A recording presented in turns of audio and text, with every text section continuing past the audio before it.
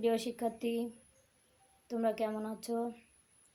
আশা করি ভালো আছো, স্বাস্থ্যবিধি মেনে চলছো এবং বাড়িতে পড়াশুনো করছো। যাই হোক, আজ তোমাদের পড়াবো সপ্তম শ্রেণীর বিষয় বাংলা প্রথম পত্র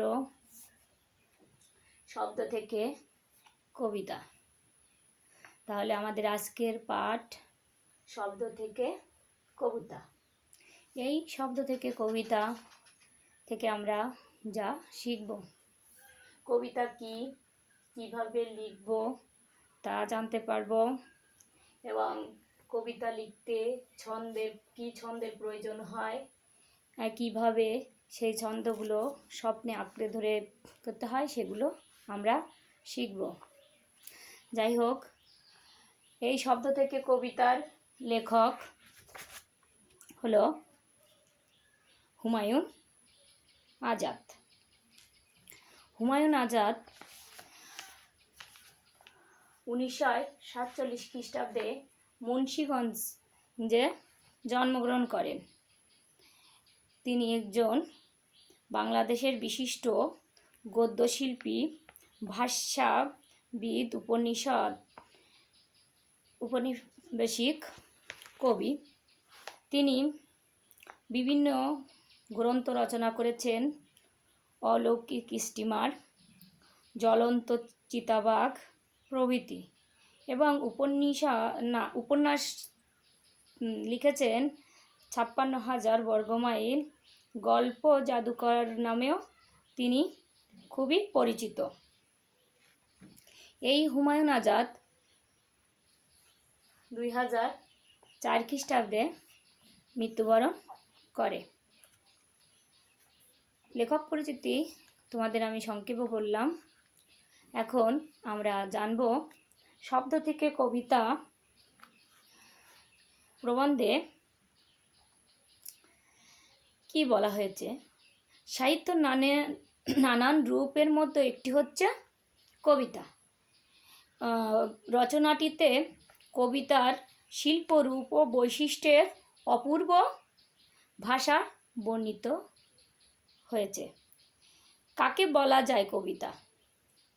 লেখকের মতে যা পড়লে মনের ভিতরের স্বপ্ন জেগে ওঠে, ছবি ভেসে ওঠে, তাকেই কবিতা বলা হয়। শব্দের মিলনের যে লেখাটা হয় সেটাই হচ্ছে কবিতা। এখন দেখি কি বলেছে কবি।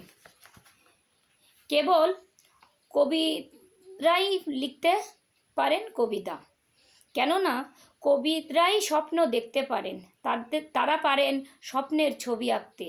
নতুন ছবি, নতুন ভাব কেবল কবিদেরই চিন্তার খেলা করে এবং লিখতে পারে। কবিতা লিখতে হলে শব্দের রূপ, রস, গন্ধ এবং ছন্দ চিনতে হয়। কবিতা চিনতে এবং জানতে এই মায়াবী রূপ লাগে, তাই কবিতা লিখতে পারা যায়। এই শব্দ থেকে কবিতা প্রবন্ধে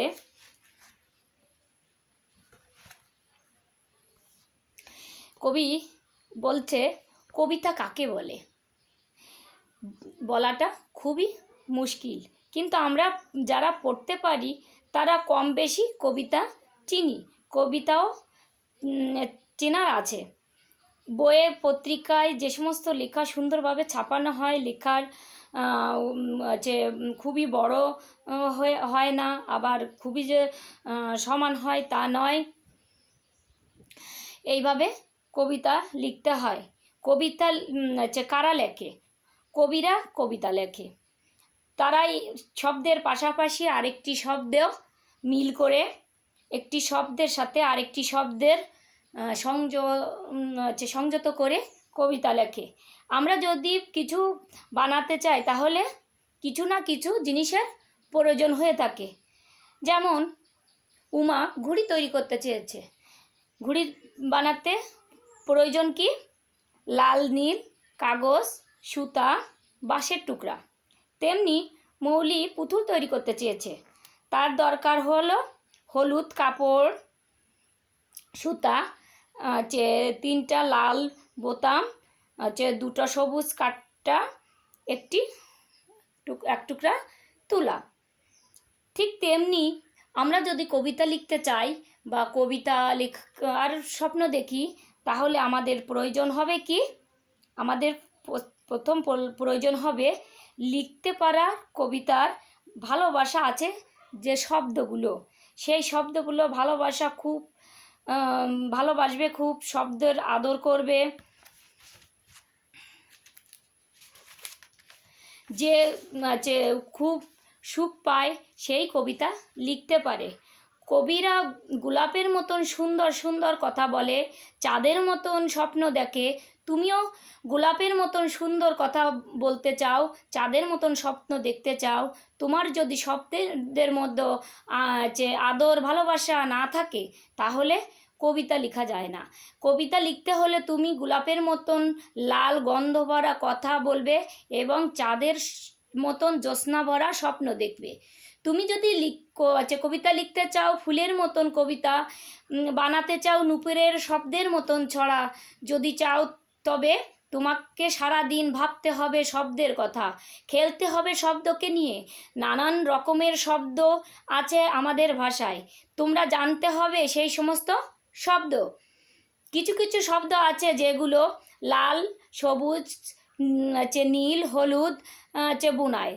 কোনো শব্দ আছে বাঁশের সুর শোনা যায়, কোনো শব্দ আছে হাসির সুর শোনা যায়, কোনো শব্দের বাজে শুকনো পাতার খড়খড়ে আওয়াজ, কখনো বেহালার সুর, কোনো শব্দে তোমরা পাবে পায়ের নুপুরের শব্দ। তোমাকে শুনতে হবে শব্দের সুর ও স্বর। অনেক শব্দ আছে বাঙালিদের, শরীর থেকে সুগন্ধ বেরোয়, কোনোটির শরীর থেকে ভেসে ওঠে লাল গোলাপের সুগন্ধ, কোনোটির গা থেকে আসে কাঁঠাল চাপার ঘ্রাণ, কোনোটি থেকে আসে বাতাবি লেবুর সুবাস।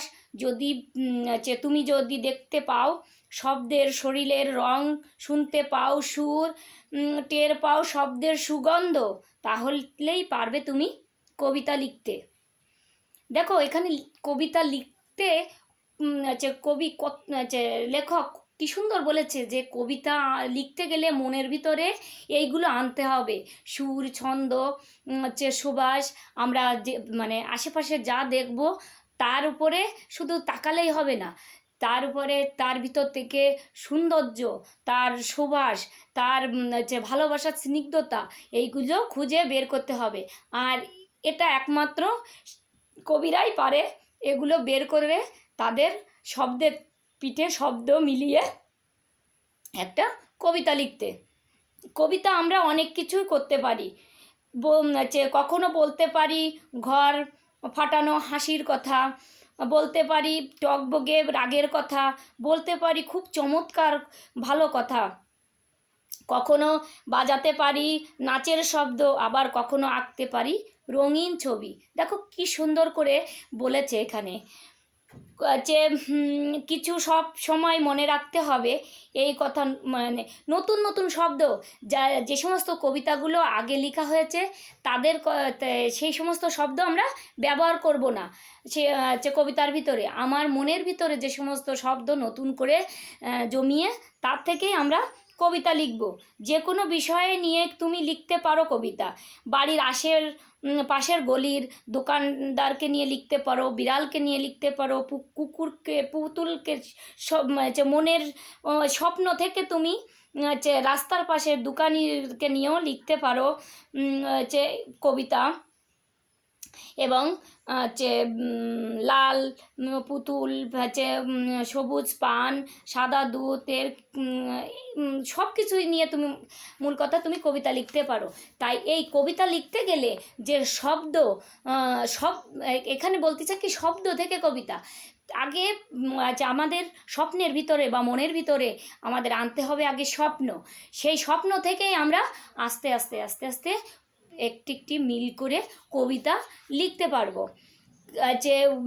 2 দিন ধরে কিনে বিক্রি করেছি চোখে খুব চাঁদের আলো, টুকটুকে লাল পাখির গান।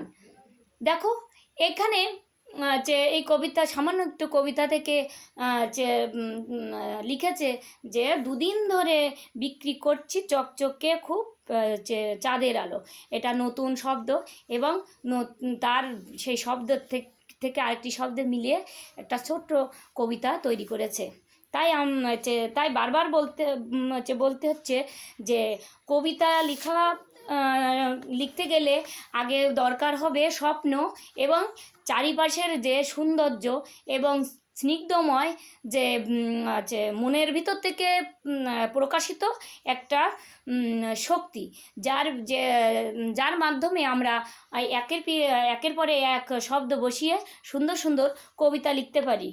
অনেক বিষয় নিয়েই কবিতা লেখা যায়, তবে কবিতা লেখার জন্য প্রথমে প্রয়োজন স্বপ্ন।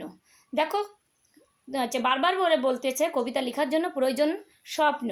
যিনি স্বপ্ন দেখতে জানে না তিনি কবিতা লিখতে পারবে না। স্বপ্ন দেখার জন্য শৈশব কৈশোর পেরোতে হবে, পরে কবিতা বা দুই চোখ মিলে নিতে হবে, যা চোখের পড়ে তাই সবটাই। মানে আমি ছোটোবেলা থেকেই কবিতা লিখতে পারি যদি আমার সেই কবিত্ব চোখ, আমার মনের ভিতরে স্বপ্ন যদি থাকে তা আমি যখন তখনই কবিতা লিখতে পারবো, আর এটা যদি না থাকে তা আমরা লিখতে পারবো না। অতএব কবিতা লেখার জন্য চাই অভিজ্ঞতা।